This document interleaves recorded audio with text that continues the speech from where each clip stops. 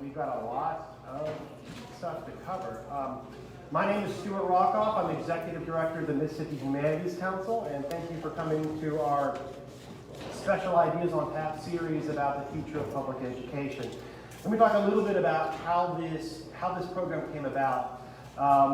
We are excited to partner with the Phil Hardin Foundation, and we are grateful to Lloyd Gray, who is with us this evening from the Hardin Foundation, to help promote public conversations about education policy. And we're going to be doing this in 6 different cities around the state. And we actually had a similar forum to this last week in Clarksdale. And I just want to sort of note that last week in Clarksdale, and the way it works is that we're partnering with all the organizations who are represented on this stage. So that is Mississippi First, Parents Campaign, and Empower Mississippi. And the deal is each organization selects a person for each of those panels to make sure we have a diversity of opinion on the roster. Last week's panel in Clarksdale was actually racially balanced, black and white.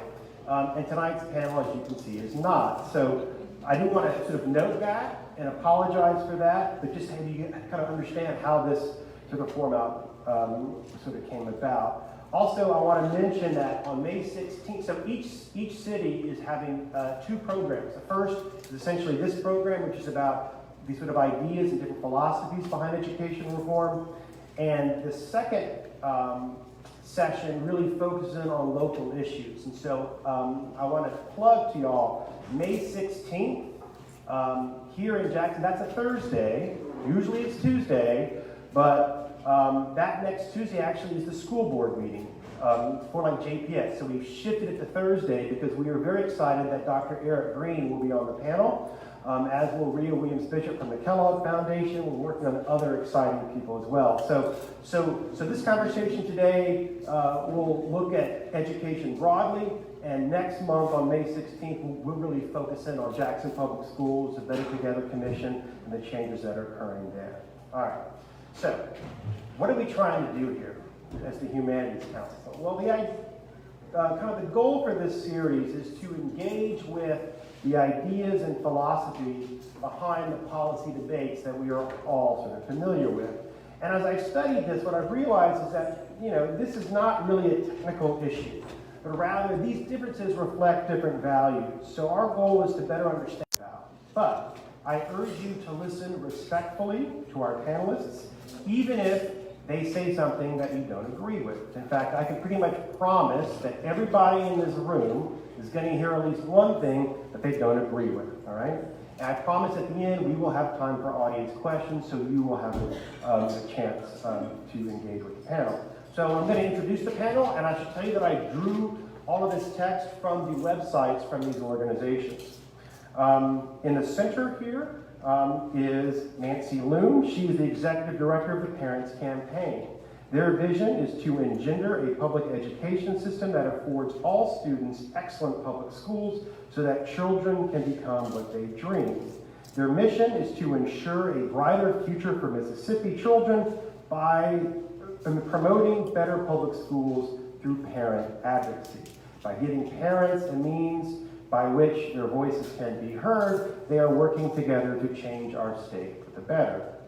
On my far right, I guess your far left, jokes entered, I guess, we have Grant Callen, who is the founder and president of Empower Mississippi, which is an independent nonprofit advocacy organization dedicated to removing barriers to opportunity so all Mississippians can flourish. Empower believes that Mississippians should have an opportunity to make choices that improve their lives and envision a Mississippi where every child has access to a high-quality education and parents have the freedom to choose the best educational setting for their children.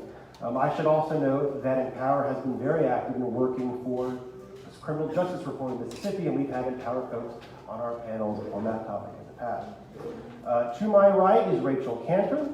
She is the Executive Director of Mississippi First. Mississippi First champions transformative policy solutions, ensuring educational excellence for every Mississippi child.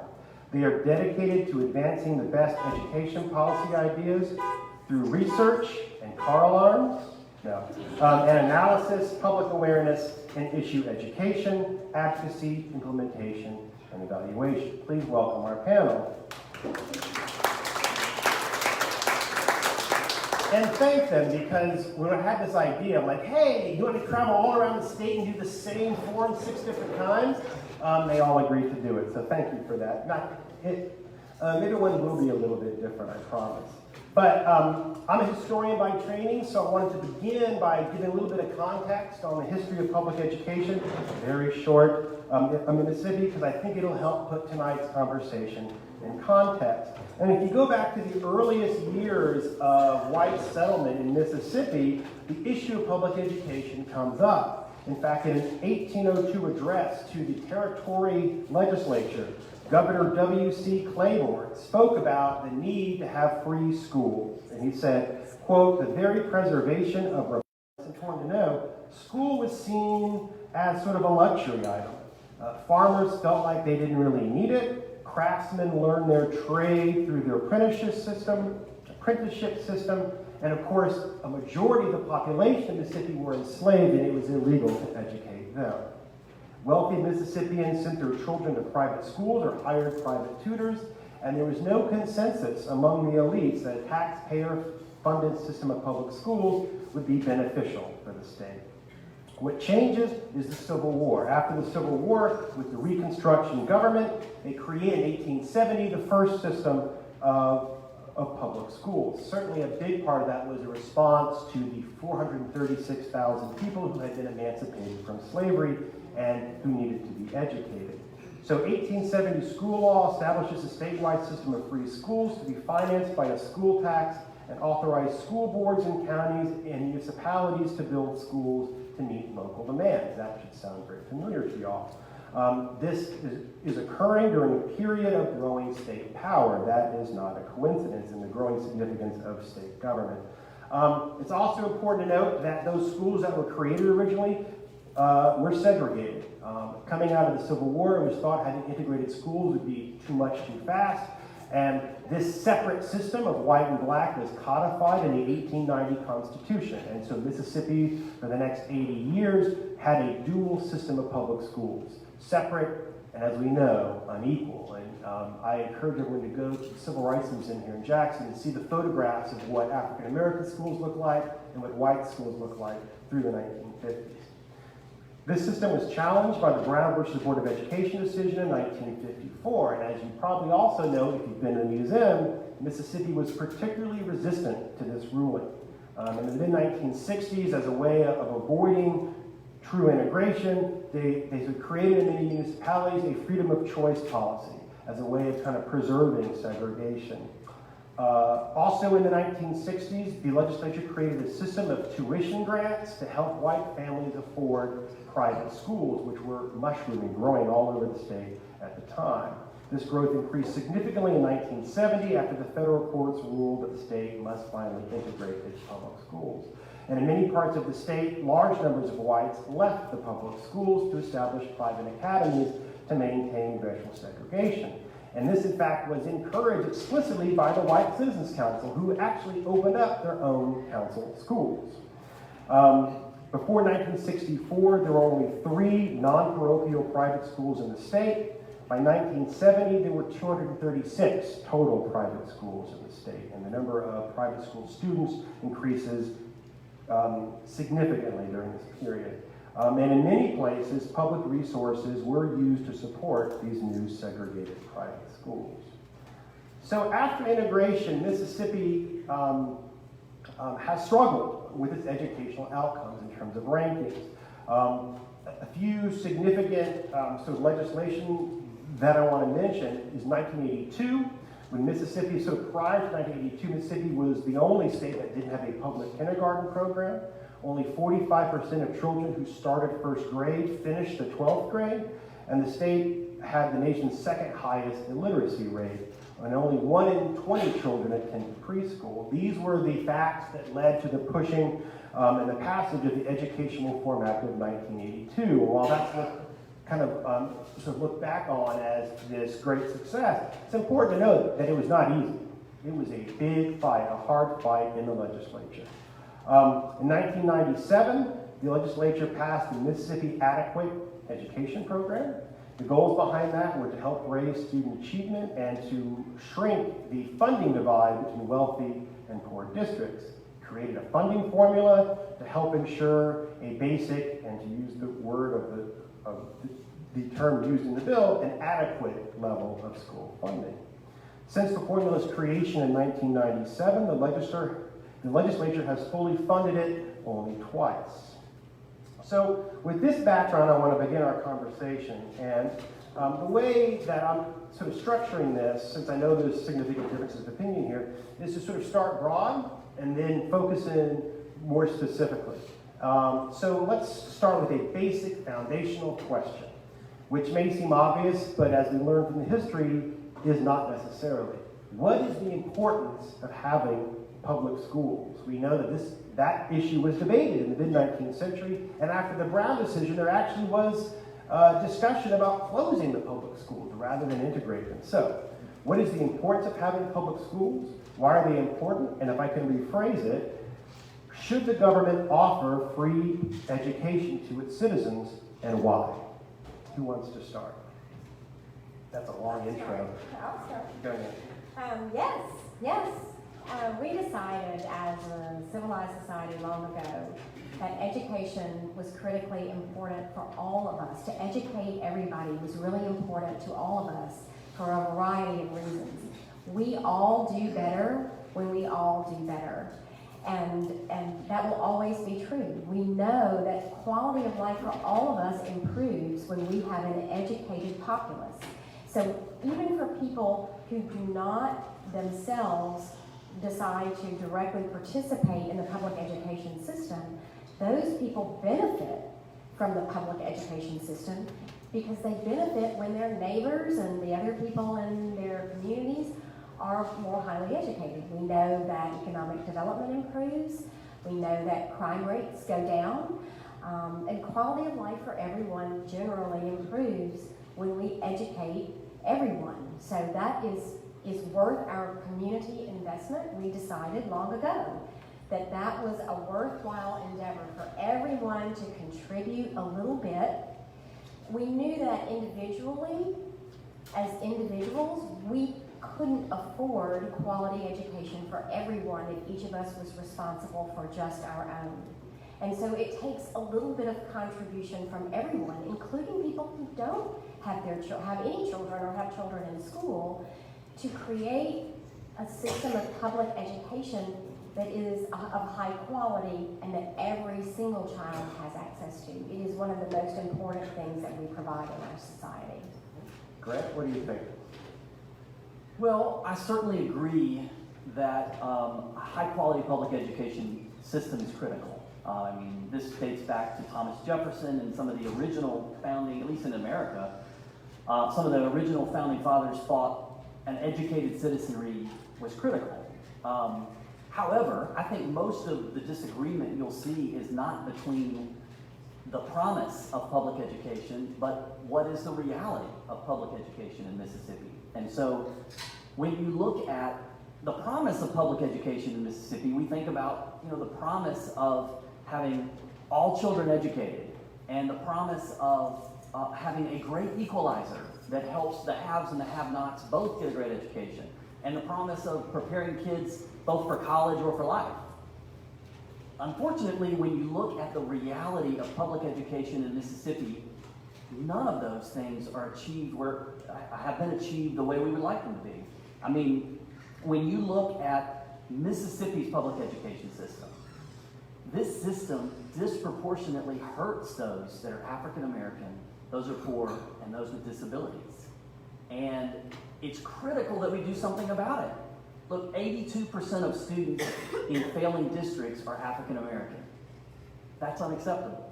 When you look at statewide, African American students run 29 percentage points behind white students. Poor students trail those who are not poor by 27 percentage points. And those with disabilities, and these are just in achievement, trail those who don't have disabilities by 25 percentage points.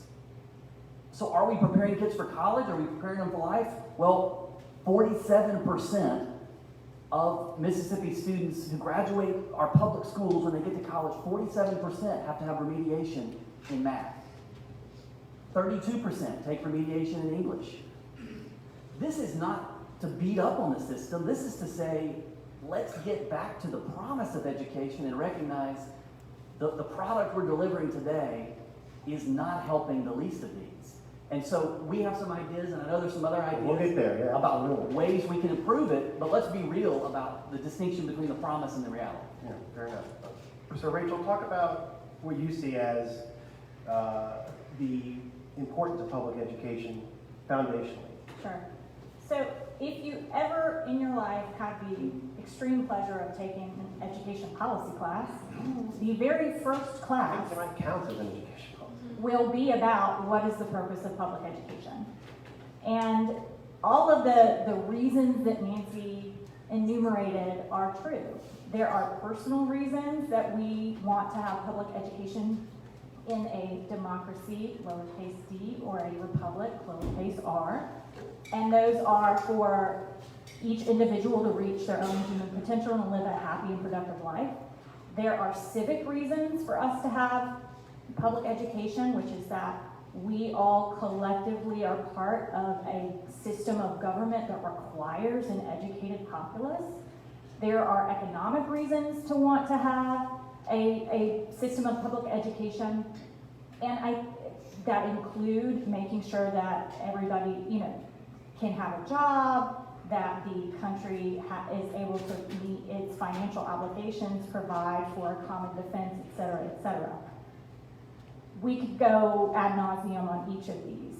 And what I think is most relevant here, though, is that depending on which of those purposes is most salient to you, you may come down on different issues in public education in a different place.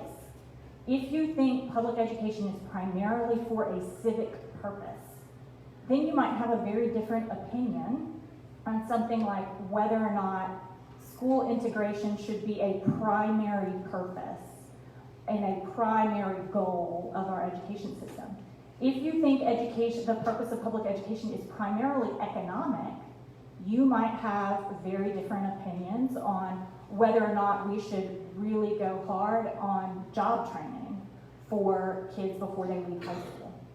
If you think it's primarily personal, that the purpose of public education is for everyone's own personal flourishing, then you might have a very different opinion about school choice and other issues that deal with individual success.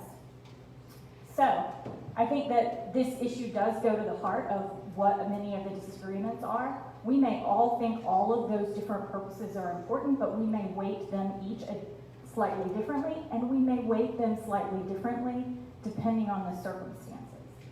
Wow, that was fantastic summation. I might borrow some of that stuff. That's wonderful. I was a history major too. Class is dismissed. That's great. I think you framed it really, really nicely, Rachel. So why don't we begin to sort of get into the waters of the differences, although I think we're already there. Again, I'm going to be able to focus in on each of y'all in a reciprocal way, but in a broad picture, if there was one policy or principle that you would advocate for in improving public education in our state, I realize that's a very simplistic question, so give me sort of like a short, headline, and we can delve deeper into that later on in the session. Are you looking at me? Yeah, what's the big idea, right? So what's the one policy or principle that you think is important? So at Mississippi First, we advocate for a lot of policies. So it's very difficult to ask me to pick one. But I'm going to start by saying that we think that pre-K has transformative powers, not to sound too metaphysical, for the lives of children and families and for the ability of our state to be successful. And we think that a lot of our issues begin to arise even before kids enter kindergarten. And if we want to help children and families be set up for success, we need to invest in our earliest learners. Okay, great. Who wants to go next? I'll go next. Yeah. This will come as no surprise to most of you in this room that I would include choice as a component. But as Rachael emphasized, there is not one silver bullet, and even choice is not a silver bullet. But here's what I think choice would do. And when I say choice, here's what I mean. There's a variety of ways we could infuse our education system with choice. One of those is charter public schools, which Mississippi's already done. We have charter schools in Jackson. We have a charter school in Clarksdale. I'm really proud of the way they're offering choices to kids. So charter public schools are one way to implement choice. Another is public school choice. This is a way we would give within the public system additional choices to parents if the traditional neighborhood public school that you're zoned for isn't the right fit or doesn't have what they need to meet your needs. 47% of the kids in Florida attend a school that is not the school they're zoned for. That doesn't mean 47% of those kids are in a private school or a Catholic school or even a charter school. The vast majority of those are in some kind of a different choice setting. So they might go to a public school in a neighboring district, or they might go to a charter school or a private school using a choice vehicle like an ESA or a voucher. But infusing the public system with choice would be really powerful. So charter public schools, public school choice, like there's another word for that, is open enrollment. And then third would be private choice. And Mississippi has already taken steps down this road. And that would look like education scholarship accounts or vouchers, ways to say, look, the limits of your options don't end with the public system. If there's a better situation or a better setting for a child in a private setting, we'd let parents go there as well. Nancy? Well, I think one of the critical issues that we have in Mississippi today, and I would agree that pre-K is also that's one of my favorites. And so if you had said something different, I probably would have said pre-K, but I'm just going to piggyback on her pre-K and add my teacher shortage. We have got to address the critical teacher shortage that we have in Mississippi, and that needs to be addressed in several ways. But so I would say that we need to find some ways to salary increases and backing off some of the more hostile policies that have been implemented over the last few years that have discouraged our best and brightest from going into teacher education.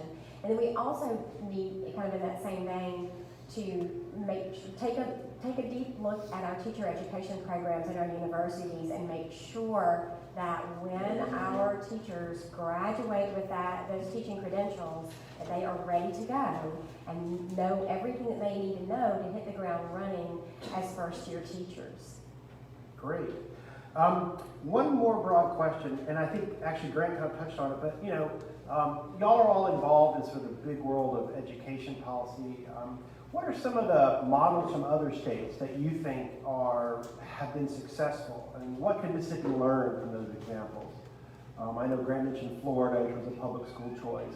But I think it's important because we're here in Mississippi and we get kind of in our silo, but it's a big world out there, and I'm curious to know what are some success stories or horror stories that you've seen from other states that we need to know about?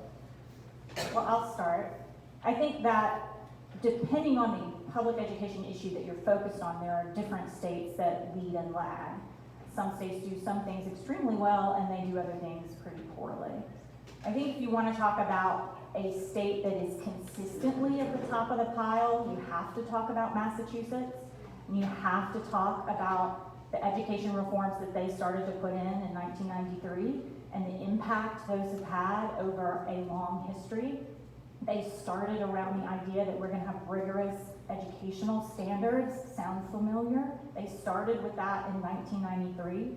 They started to build in a system of supports for those rigorous standards. They started to build in rigorous teacher preparation programs. They built in, they have an Office of Early Learning in the state of Massachusetts. Interestingly, the charter schools in the city of Boston are some of the highest performing charter schools in the country, in a state that has some of the highest performing traditional public schools in the country. So there are a lot of ways in which I think we can learn a lot from Massachusetts, but certainly there are other states that are also doing things really well that we can learn from. Alabama, believe it or not, is a national leader in pre-K. I bet you didn't expect that.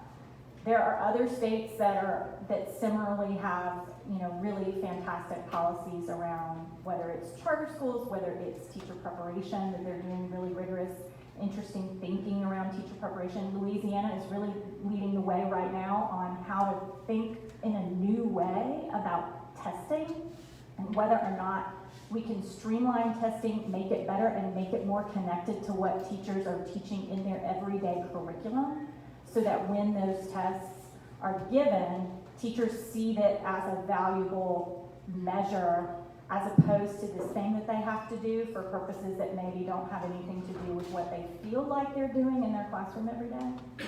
So there are a lot of different ways we could look at it. That's great. Certainly Massachusetts seems a bit, certainly Alabama and Louisiana are states that we, can relate to. Nancy.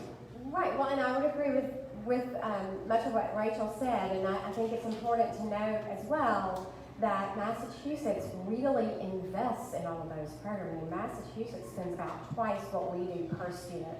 And so it's one thing to have policies and legislation, it's another thing to put your money behind it and make sure that the teachers do have all the supports and everything that they need to get the job done. I'm going to tell you another, you were surprised about Alabama, I'm going to give you another surprise. The state that has led the nation for the past couple of decades in gains in our national test scores is Mississippi. And we know what things are working in Mississippi. We have shown we know what works in Mississippi. We know high quality pre-K makes a tremendous difference. We know that the literacy coaches, highly trained literacy coaches, are making a great big difference in our schools. The problem is that we haven't had the political will in our legislature to provide enough of that so that we have that for everyone. The very few students who get access to those things do great, but we haven't found the political will yet to invest thoroughly in those things so that all of our children and all of our schools can have those same opportunities. So it's not magic. I mean, it's not something that's really hard to figure out. When you invest in your teachers and you invest in pre-K and these things that we know work and you provide this for everybody, you watch and see what happens with Mississippi. If we ever finally decide to do that, we are going to rock it to the top. I'm going to give you a couple of numbers and then I'll stop on this one. If you look at our most recent national test scores from 2017, we do take national tests every other year, and so we'll have scores from this year later on. But our most recent ones are from 2017.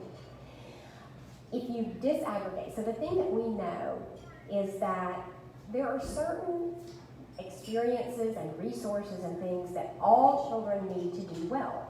And of course, our more affluent children have a lot of those things that they get from home or from what their parents can pay for. And so in every single state, the children who grow up in poverty, on average, there are always exceptions, but on average, they score lower than their more affluent peers. And that's everywhere. That's not unique to Mississippi. Mississippi has far more children in poverty than any other state. That's something that we're number one in, is children in poverty. And so, of course, we have a greater percent of our students who don't score as well on those tests. But we are closing that gap and bringing those students' scores up faster than any other state. So the National Assessment of Educational Progress will allow you to disaggregate and look at what they call like students. We call them true peers. Okay, so you compare the children in every state, ours in poverty to theirs in poverty, or ours who are not Trolling for poverty. Yeah, and you can do that with all kinds of variables, like English language learners and all of that. When you control on all of those factors, which would assume that every state had an identical population, our rankings, our national rankings, will astound you. In 4th grade math, we are 12th in the nation. 12th in the nation in 4th grade math. In 4th grade reading, we are 15th in the nation. 24th in 8th grade reading and 34th in 8th grade math. So again, and that's with so many fewer resources than other states have per student. So if Mississippi our teachers are really doing a remarkable job given the resources and the challenges that they have. And we know what we need to give them so that they can go ahead and push those students on across that proficiency line. And that's what we want for everyone. We just got to elect people. Here's my plug. We got an election coming up. Let's elect people who have the political will to do that, to invest in all of our children and all of our teachers so that everybody can have the quality of life that they deserve. And this is a good point for me to jump in and say that the Humanities Council believes in the free exchange of ideas, and the ideas expressed don't necessarily reflect those of the Mississippi Humanities Council, nor the National Endowment for the Humanities. So Nancy can say political things, great, but I won't. So anyway, thank you. Grant, what state do you look toward as sort of a role model for what we should do here in Mississippi? Well, I think it can be overwhelming for Mississippi policymakers to try to make comparisons to Massachusetts or Connecticut or other states that are really often at the top of the state rankings in terms of education achievement. Mississippi is much more rural. We are much more economically diverse. We are much more racially diverse.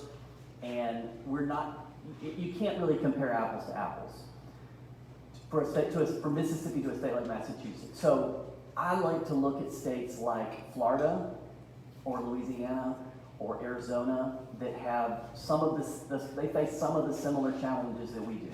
And so I've already touched on Florida, but Florida made a decision about 15 years ago to radically improve the way they do choice and add choices. And they weren't committed to one type of choice. They believed in a buffet of choices and have given parents access to high-quality charter schools and private schools through all kinds of vehicles, public choice. And what you have seen is not only has achievement grown in the students who chose something else than their neighborhood district school, which is what you would expect, because they left because something wasn't working, but achievement scores in traditional public schools as a whole in Florida have grown dramatically. And they have made great strides in closing the achievement gap for minority students and students with disabilities. So Florida is a model that, I'm pleased Mississippi has started moving down the path and have implemented a number of reforms that Florida has implemented. But Arizona is too. Arizona has, they're different in a lot of ways, but they're similar in a lot of ways. And they have taken a route of trying to have a very robust charter environment and a much more free-wheeling charter environment. One that allows more schools to be created and more to fail. And what you have found in Arizona is that a lot of charter schools are being closed, but they're not being closed by the state. They're being closed by parents as parents walk away with their students. So parents have a wide array of options, and they have high quality charters because parents have the option to choose a charter or choose another charter or a traditional public school, and they have a number of private choice programs as well. And that has helped create a robust marketplace that prioritizes students and makes sure students get what they need. So those are two states I would look to, and our legislature has already started implementing some of those reforms here. So competition and marketplace, I think we'll come back to that. All right, so now is the portion of the evening which might be fun for y'all, but not so fun for the folks up here, when I don my Tim Russert hat and ask each panelist what I would call very, very tough questions. And since we're doing 6 of these, I'm going to vary the order. I think last time we started with Empower, so I'll start with Parents Campaign this time, Nancy, if you don't mind.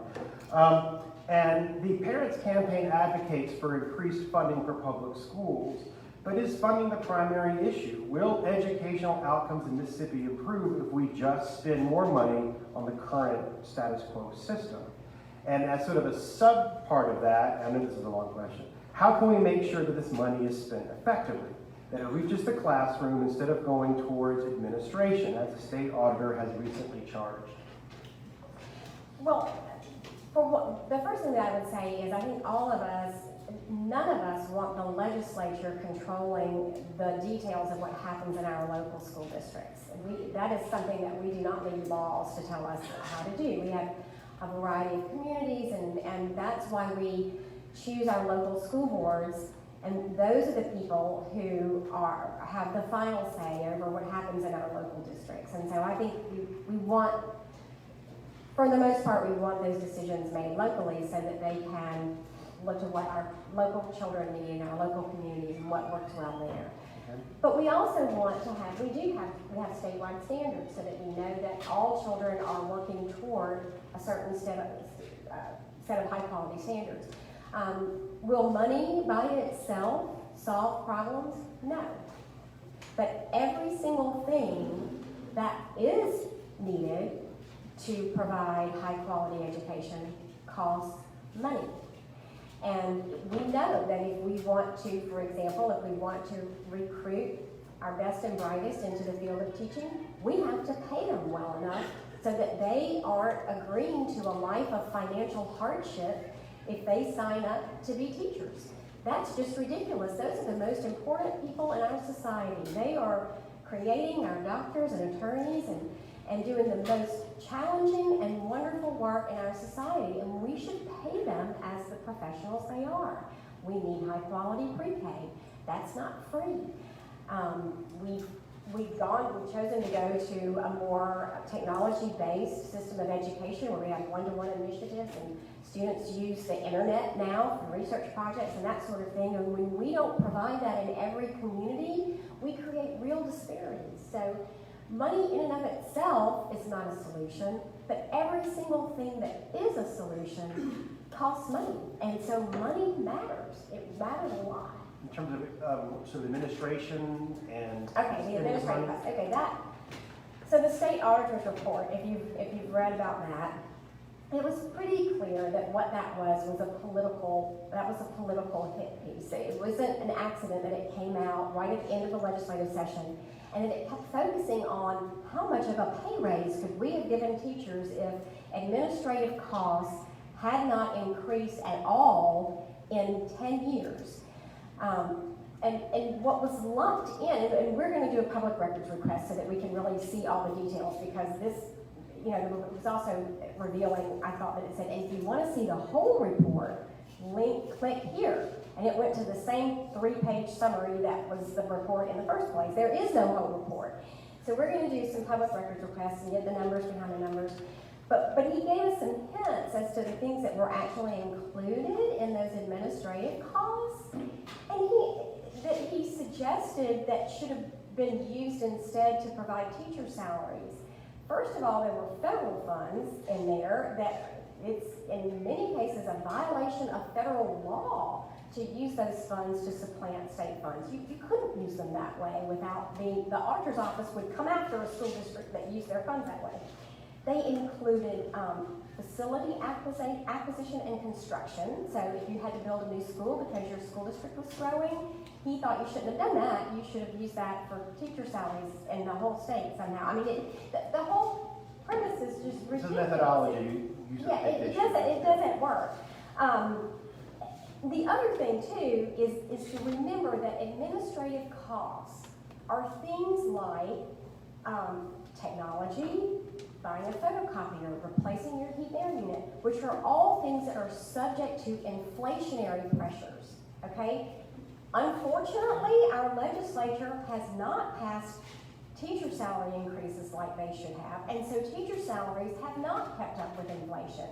So when you're comparing charges for things that you pay for on the free market that are subject to inflationary pressures to teacher salaries that the legislature has kept artificially low, that is a ridiculous comparison. I agree.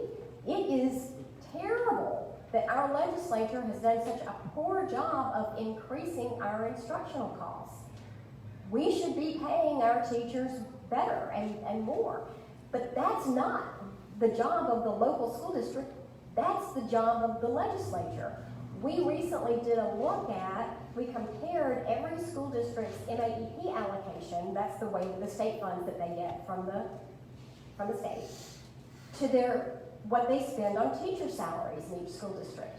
And across the state, 99.55% of everything that the school districts got in MAEP funding was spent just on teacher salaries and benefits.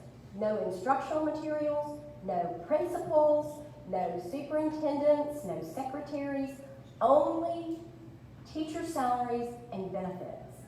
And that is almost all the funding that the school districts are getting from the state. So the state needs to step up and do its job. So I'm going to merge these next two questions together and just kind of let you go at them. But, we were in Clarksdale last week, so together. And certainly the sort of ESA program, which I think grants have laid out, but essentially it's taking a grant from the state and then using it and giving it to families with kids who have sort of learning disabilities or special needs, and then using it towards private school tuition or other expenses to sort of benefit their kids. So vouchers as a shorthand.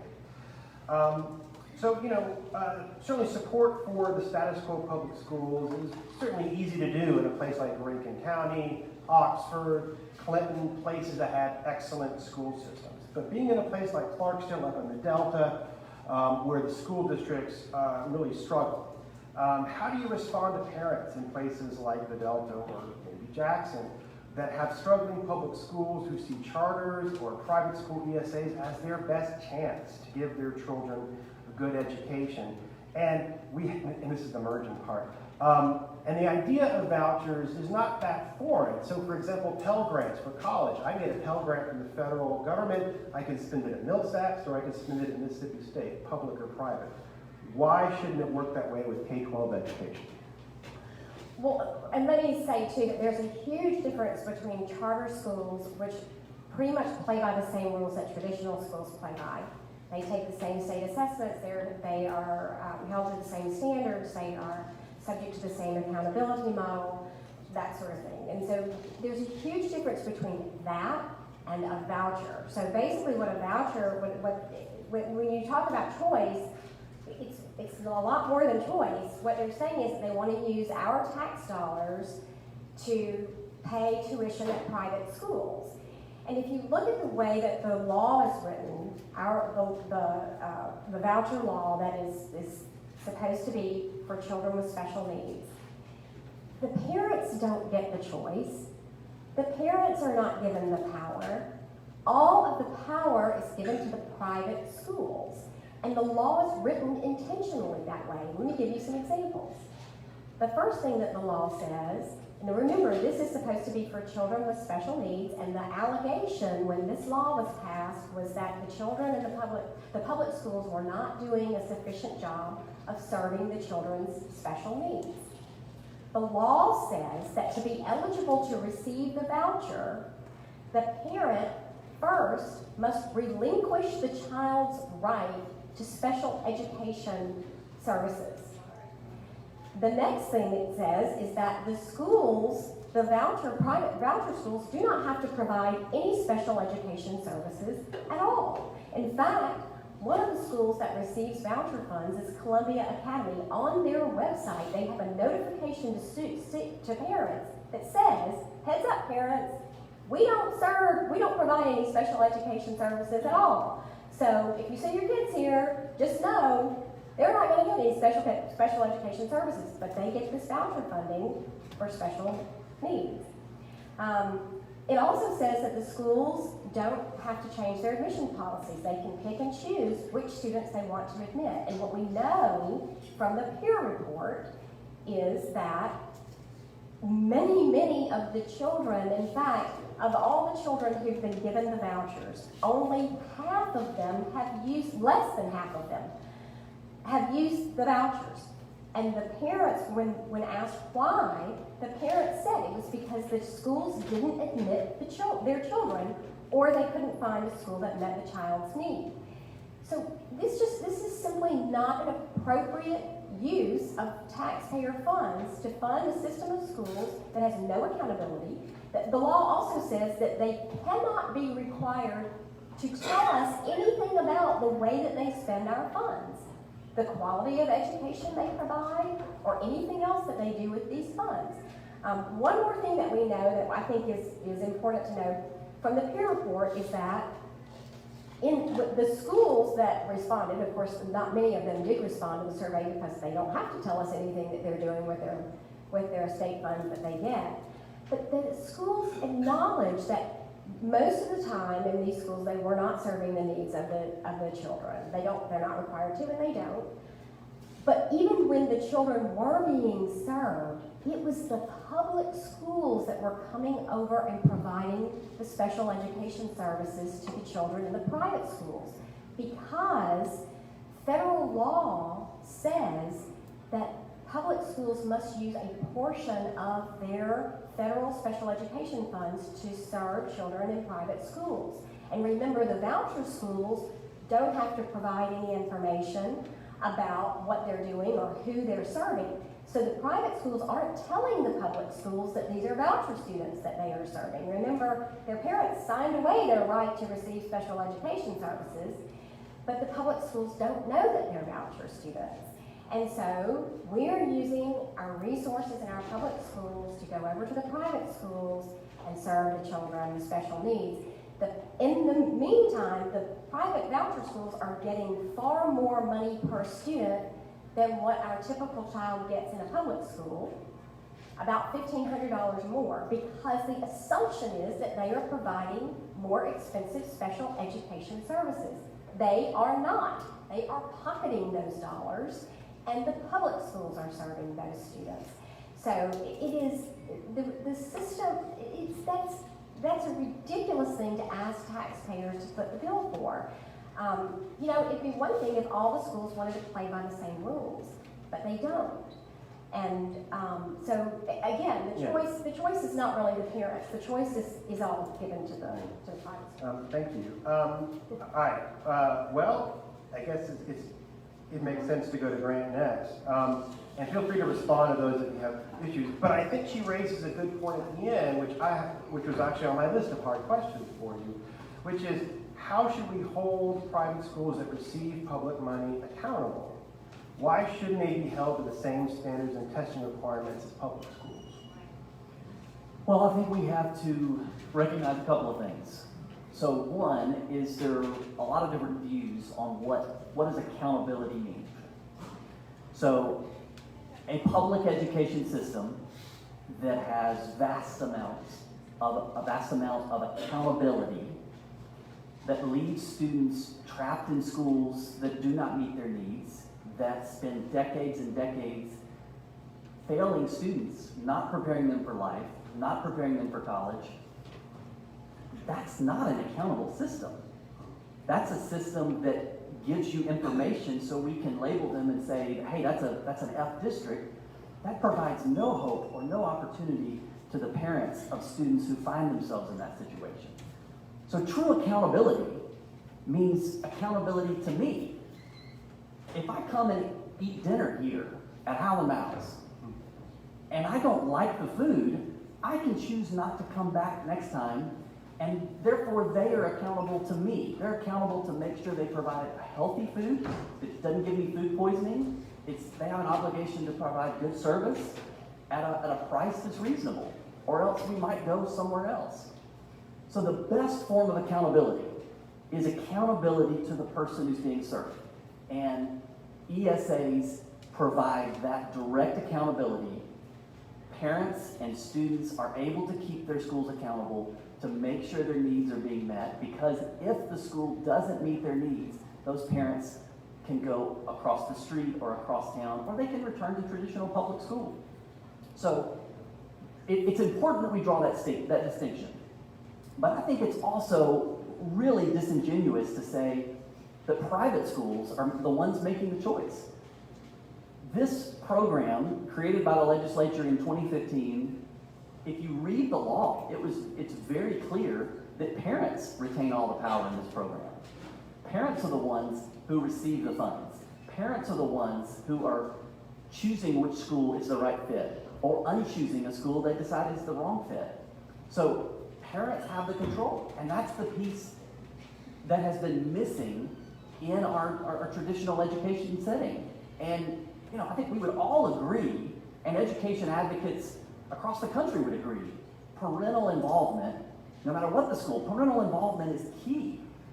So ESAs simply take advantage of that parental involvement and give parents something they can do rather than saying, hey, if this is not the right setting, too bad.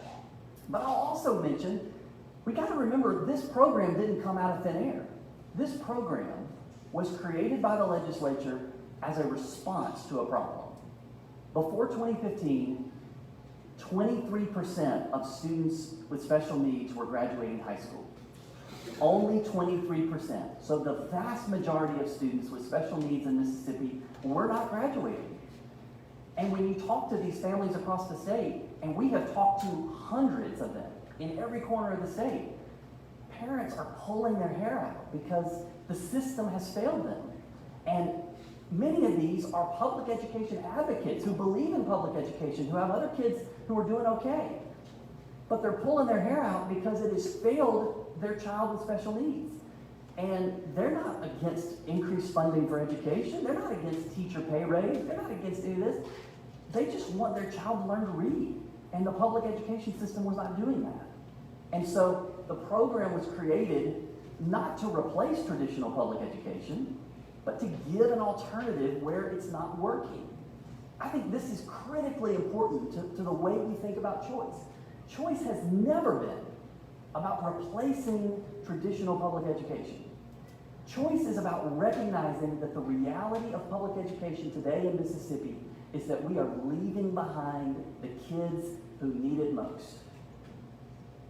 There is two systems. For people that have some kind of financial resources, they're able to find their way into good public school districts, neighborhood with good public schools, or private schools already.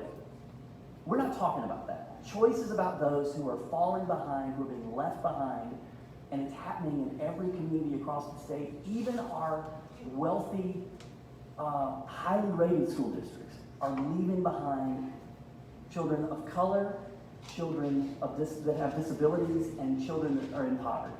And so choice is intended to help give those parents an alternative when the traditional system is let them down and is not meeting their needs. All right, this will be my last question for Grant, and it's sort of, you already kind of touched on it, but I think it's something we also need to address. You know, critics will charge that, it's funny how I get to say that, critics will charge that Empower is sort of a wolf in sheep's clothing. So while the program now is geared for people with special needs, and my assumption is that if you had your way, it would be open to everybody. Anybody who wanted to pull their kids out and send to private schools, then there would be a voucher. So, I mean, how do you respond to that charge that really what's driving this effort is an ideological agenda of privatization? And let's address sort of the elephant in the room, which is the way the ESA funding was expanded this past session on the last day. It was done secretively. People didn't know what they were voting for. Does that not reflect this lack of transparency? So each of these organizations, and your organization, we all have critics. So when you step up and you say, here's a vision for the future of our state, you have people that have another vision. So we could all be asked about what our true motives are. We're real clear about what our true motives are. Our true real motives are about providing opportunity for kids who are trapped. Yes, we have advocated for a universal ESA and wholeheartedly would support a universal ESA. Not because we think every child in the state ought to choose an ESA, but because we believe government shouldn't be in the business of picking winners and losers. And as soon as you start saying you should have the opportunity to choose and you should not, you leave people out. But we've also been very clear from day one. The people that should get first priority to choice are the people who most urgently need it. And those are the people who our system is leaving behind. So I founded the organization in 2015, and right out of the gate, we started with students with special needs because there was a crisis. We have also spent a tremendous amount of time in high poverty communities because we believe that's the next most critical constituency. Communities that are high poverty are disproportionately hurt by our traditional education system, and they need options. And so we would love to see the ESA expanded beyond students with special needs to students that live in poverty or students who are in a failing school district, because those are the folks who need it most urgently. And we supported legislation that would do that. We've held town hall meetings and parent forums in these communities. We've built relationships across the state with families who are advocating for that in their community. The people that are stepping forward to lead the movement for school choice are the parents in these communities. It's first been led by students with special needs and families that have special needs, and it's increasingly those families who are in high poverty areas and communities that are being left behind by traditional public education. So we are proud to give those families a voice, but they're the ones leading this. And I couldn't be more proud of what happened this legislative session. There was a clear need. The legislature created this program. They created a waiting list because they chose not to grow the funding at the same time that the demand was growing. And I'm proud that Lieutenant Governor Tate Reeves and Speaker Gunn figured out a way to get it funded to help these students that were on a wait list. And the end result of that is there's hundreds of families across the state who are going to have access this fall to a great education they wouldn't have had otherwise. And I'm proud they did it. I'm thankful they did it. All right, Rachel, sorry to have ignored you for so long, but now it's your turn. Certainly Mississippi First, among the many things they work on, they are advocates for charter schools. And, one of the crucial facts of the first century of public education in Mississippi, 1870 to 1970, is that we created two different school systems, a black one and a white one, when we could barely afford to support one. Aren't we on the verge of making this same mistake by, in fact, creating a second system of charter schools that compete for a decreasing number of teachers and other limited resources? So the short answer is no, and let me give you the longer answer. So if you know your history at all, and you know that prior to Brown versus Board of Education, and actually after 1954, when Brown versus Board of Education came out, the Supreme Court actually had to do it again in a ruling known as Brown 2, because you can do the math, but Mississippi didn't really integrate until 1970, and that's a long way from 1954, that we did have once we did establish public schooling in Mississippi and in other states in the South, we did establish and fund two separate systems.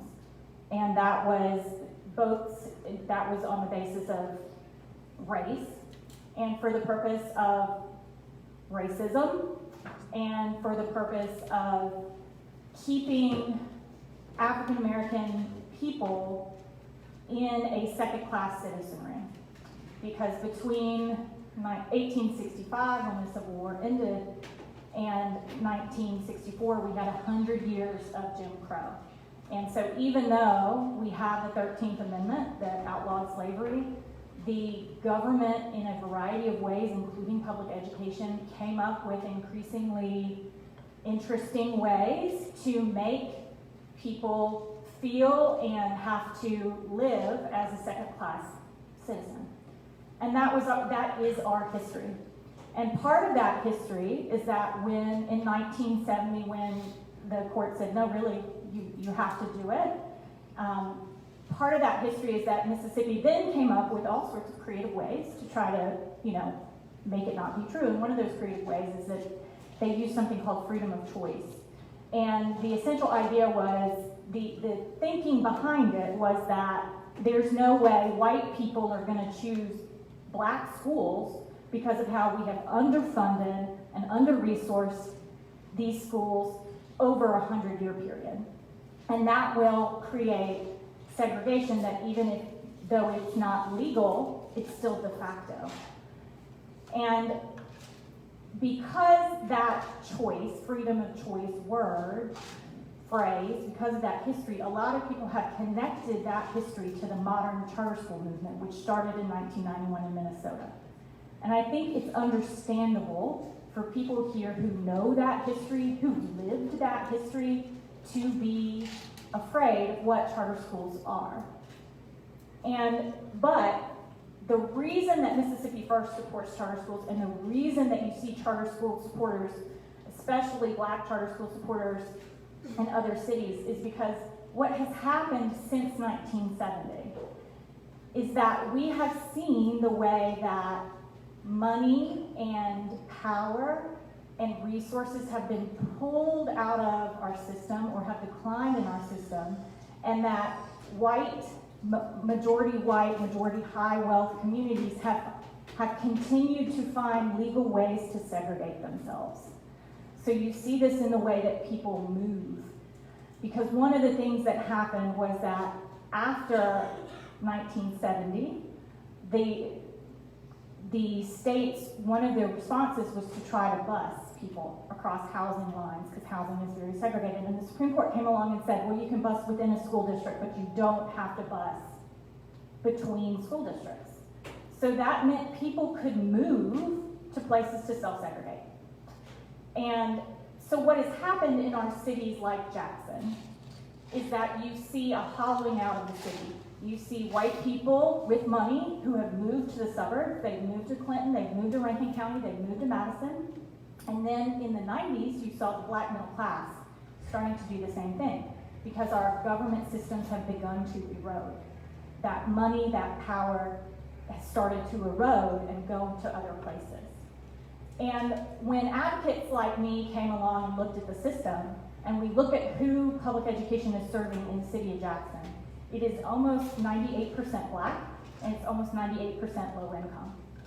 And when we talk about charter schools as a solution, we are not talking about charter schools as a solution for kids in Clinton or in Madison or in Rankin County.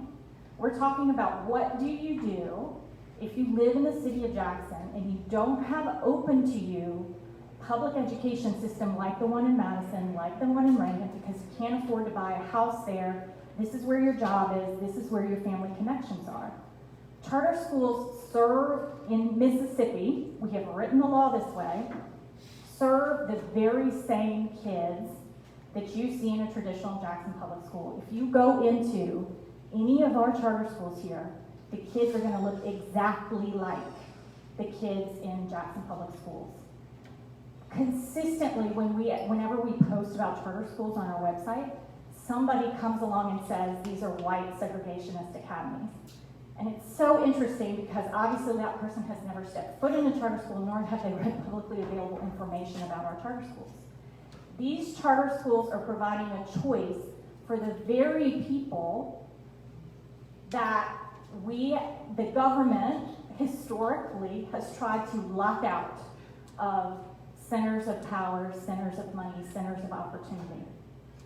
I feel very passionately about it because I grew up in Mississippi, I went to public school, and I taught in public school, and it is not fair to ask the same community, mostly black, mostly brown, mostly low income, to wait and wait and wait and wait until the powers that be come along and do something to help you. When as much as you're screaming and as much as you're banging on the door, it seems to fall on deaf ears. Are charter schools a panacea? No. Do we have to have accountability? Yes. We are still in the beginning stages of our charter school movement here in Mississippi, but if you go into those schools and you talk to those kids and families, for them, this is about how do I get my child access to this thing called public education that is incredibly important. Charter schools have to play by most of the same rules that traditional public schools do, and they get the same money from the same sources. So if a traditional public school is no longer serving a child, whether that child moved to Madison or whether they went to a public school, they're going to lose a charter public school, they're going to lose those dollars. And that's how they get funded. They get funded from MAAP, they get funded from local tax dollars, they get funded from the federal government. But I think what we all have to be honest about is that if you're like me, if you are white, middle income, highly educated, you have always had choice. You can buy a house where you want to buy a house. You can surround yourself with the people you want to surround yourself with for whatever reason. You can use your power and influence to get into the public school you want to get into. You can create programs to segregate your kids within the public school system. And that choice is not freely available to everyone in the public system. Why not? If we want to say that we believe in equal opportunity in this country, we have to give equal opportunity in public education, and we can't ask people to wait 10 years until we get it together on the government level, whether that's local or state or federal. The public education has to provide an option for some kids, and for some kids, that answer is charter schools. Wow. Well, then let's talk about equitability, because you talked about wealthy districts, poor districts. I'd love to get your opinion on the current system of public education funding. Is it equitable? How should it be changed? I know that was an issue that came up in the last legislative session, so give us your thoughts on that. It's not equitable, I'll start there. But I don't want to say that MAEP is bad, because it's not. So when MAEP was written in 1997, there was a conversation going on in the country about adequacy of state funding formulas.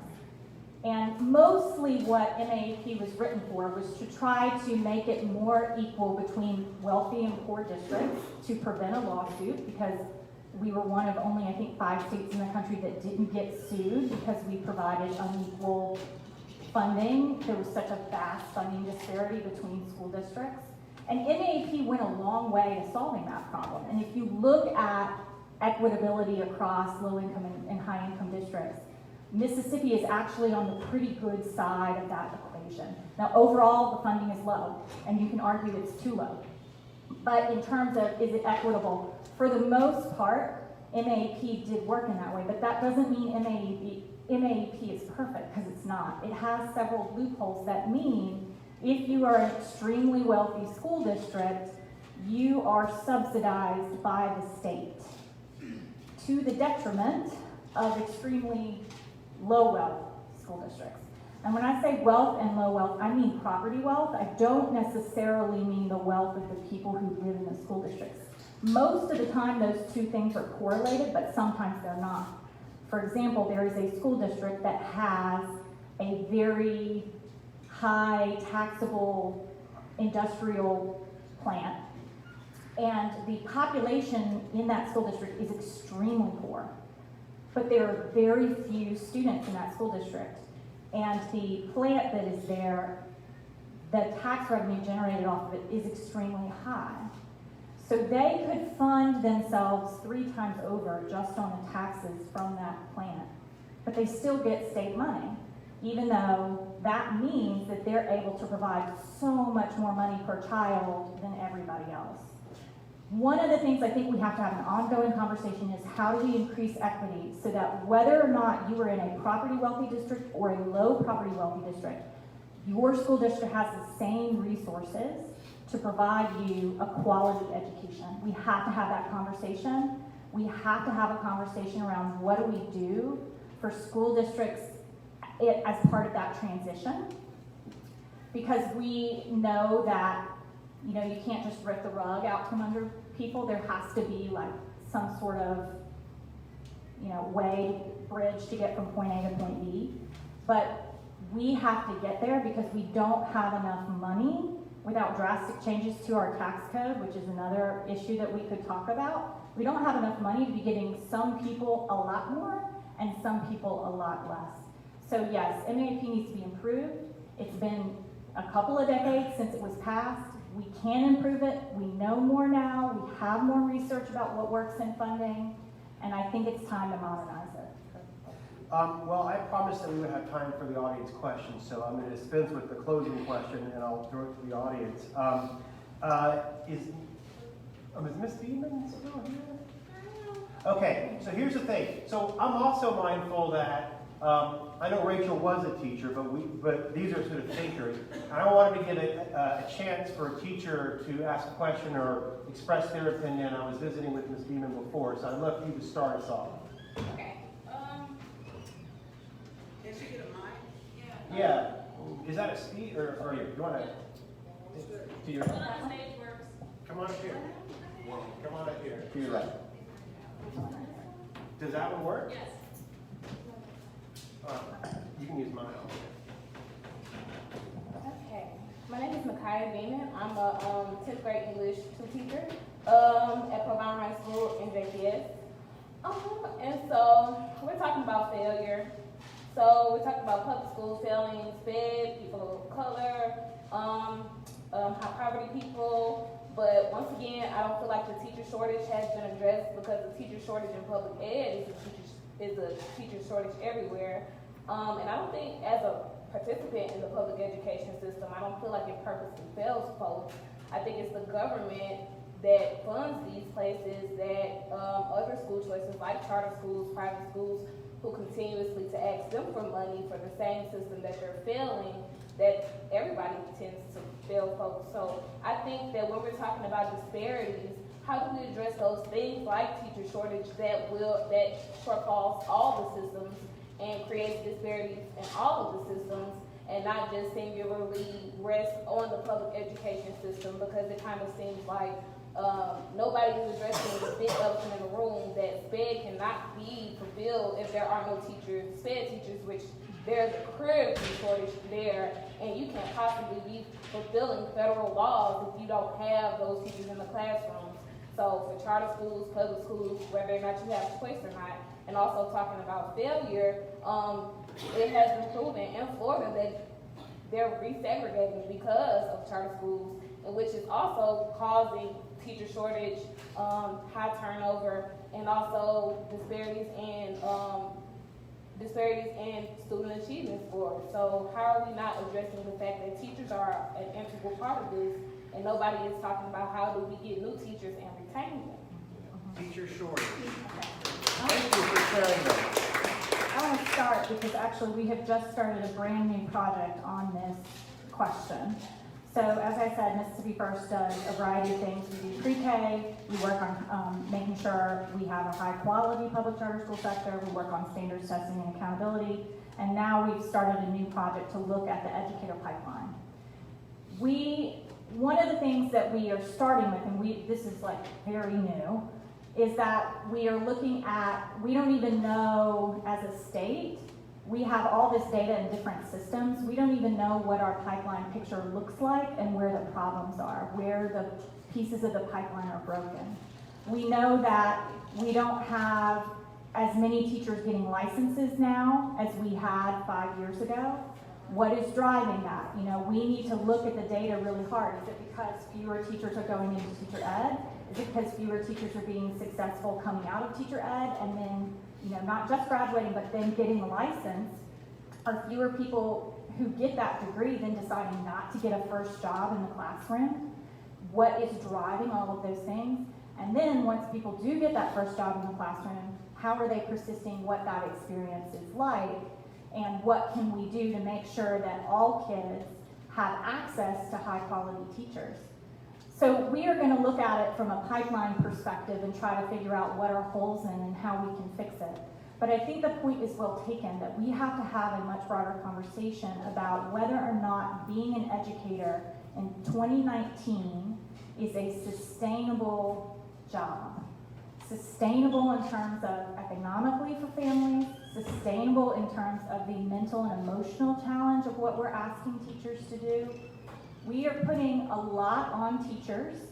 We are providing them virtually no support. I know this because I was a teacher, and I know this because I speak to a lot of teachers. We don't provide them job-embedded coaching in most places that is worth anything. We basically give them standards and then let them loose in classrooms. We might ask them to go to professional development that has no day-to-day meaning to them. We might give them curriculum resources, but we're not actually helping them build a sustainable process.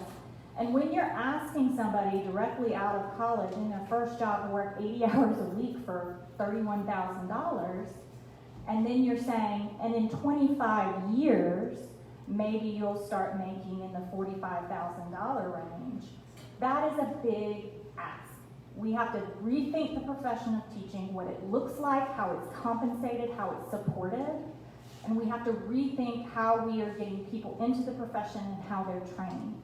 Those are big jobs, and they are going to cause a lot of consternation because to do that, we have to ask virtually everyone in our public education system to think and act differently, which we don't have a really good history of being successful at.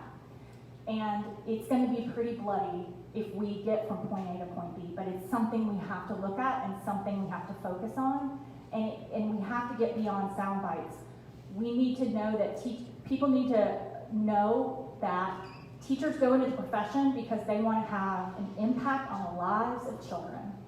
And we need to support them in being able to do that. We need to train them, we need to support them, and we need to continue to give the message that we value the profession of teaching, and we feel that teachers are professionals and treat them that way and support them that way. And we need to compensate them, and we don't need to, we don't need to treat them like political pawns and give them things in election years that don't feel authentic as a way to show that we value them. So your question was extremely broad, and at Mississippi First we're just starting a teacher advisory group to help us with this research and make sure we're asking the right questions and getting the right information. But we really hope to be able to have some strong recommendations in 2 to 3 years about what the state can do to start addressing some of these problems. Anyone else want to address the question, Brett? And thank you for your question, and thank you for being a teacher. I do think this is a critical issue. We interviewed a lot of teachers in the last year, and I love the project Mississippi First is talking about. It has launched. I think there's a couple of pieces to this. Certainly part of it is the economics of teaching, and we don't pay teachers enough. One of the things that I think ought to be done to change that is why is the legislature setting the base teacher pay scale anyway? This is one of a number of things that I would love to push back to districts and say that the legislature funds, but then gives districts great oversight and great flexibility about the way we pay teachers. And how much it goes to pay teachers, and how much goes to administrative costs, and how much go to other things, and give districts and principals a lot more freedom to make those decisions. But then beyond that, when we interview teachers, we have lots of teachers we interviewed last year. Teacher compensation was not the first thing they mentioned. It was way down on the list. And maybe that's because they're in the business of education to serve and they're less worried about their compensation. But the biggest thing we heard is that they feel handcuffed, and they feel like they spend the vast majority of their time teaching to a test. And they got into the business because they wanted to impact kids' lives, and they wanted to inspire them to greatness, and they wanted to push them to cultivate their interests and their passions and their gifts. And they feel like most of their time is spent preparing them for tests, and that they aren't treated like professionals with something to add to them. And so that's a much bigger challenge for how do we really truly empower teachers and treat them like the professionals and give them the freedom and flexibility in the classroom to teach in ways that make sense for their students. But I think that's part of the conversation. Nancy, you want to add to that, or you good? We have maybe time for one more question. Let me see. Gentleman down front. Wait, you said that Can you go to Alabama. the mic, please? Oh, yeah. Yeah. So you said that Alabama is a leader in pre-K, and so certainly I'd like to know, how much do they spend on the pre-K system, and then where is Alabama at as far as ranking of school systems? We're generally along the bottom. Mississippi has Alabama, since they instituted their pre-K system, have they come up? Have they shown improvements in their overall system? Or are they still along the bottom of those? So let me start with just some more context about the Alabama program. The state Alabama pre-K program is fairly new. It started small and then had this huge expansion where a couple of governors in a row now have supported pre-K and put a lot more money into the program. But where they started really was starting to provide grants to pre-K providers to get them to meet certain state standards. And if you look at something called the National Institute for Early Education Research, they do a report every year where they score state-funded pre-K programs on 10 quality benchmarks. And they recently retooled that But Alabama was one of the states in the country that met 10 of 10. Actually, Mississippi did too after we passed our law. And then after they retooled, we dropped to 8 of 10, and now we're at 9 of 10, but Alabama is still at 10 of 10. So Alabama does fund their program differently than we fund our program. Overall, they do give more money per child to pre-K, the kids that are in their pre-K program. But one thing you should know is that there is no state in the country that serves in their state-funded program 100% of 4-year-olds. States that are considered to have high access are serving about 70%. So Alabama is kind of in the middle. I need to go look, I should go look before I hazard a guess, but I think they're serving less than 50% in their state-funded pre-K program. But they also have a diversity of providers type program like we do, in which they're funding, they're providing grants to Head Start providers, to child care providers, and public school pre-K as well. But they have the program standards, and they have been a kind of a leader in pushing to make sure that in addition to those program standards, they're really looking at things like job embedded coaching for pre-K kids. And so Alabama and Rhode Island were two of the only states that were doing that when NEAR retooled their benchmarks in 2017. We were not doing that, and we have started as of 5 weeks ago. So Alabama's program is fairly new. You can't really draw a straight line between their overall state performance and their pre-K program just yet. They are definitely still hanging around the bottom with us in terms of absolute performance. Alabama has also not quite yet had a state-funded pre-K high-quality evaluation. So these are evaluations that look at kids who are actually in the program versus kids who are not and try to assess, did the program make a difference? Alabama doesn't have a rigorous study yet on that issue, but there have been several in other programs across the country. But when I said Alabama was a leader, I was really talking about those program quality standards. And I expect to see that when they do get that rigorous study come around, that we will see that show up in outcomes. But it's going to be kind of a long road to hoe between they're serving less than 50% of kids in this program, and then we see it in third grade scores years later overall on something like NAEP or their state assessment. They do fund it, and it's important to know about Alabama as well, and this is something Mississippi doesn't do well. Alabama has funded an infrastructure for pre-K. So they're not just funding programs, they're funding people to support those programs. Mississippi funds half the cost of a child in the program, and then the local community has to come up with the other half, and it basically doesn't fund any infrastructure.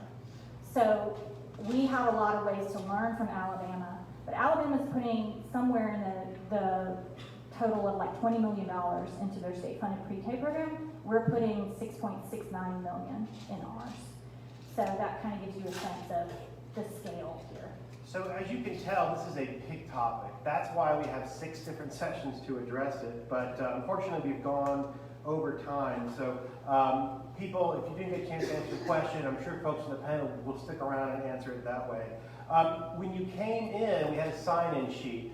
That is helpful for us in a few ways. The most important way is that we want your feedback from this. We're going to send you a link to an online survey so we can get your feedback on how we can improve both this forum and our forums in general. And I just want to conclude again, I know this is sort of like big picture policy discussion, but on May 16th in this very room, we will have a panel discussion about what's happening with Jackson Public Schools, their efforts to improve, sort of workings of the Better Together Commission, and we're excited that Superintendent Green will be part of that. So thank you for coming out, and have a good evening.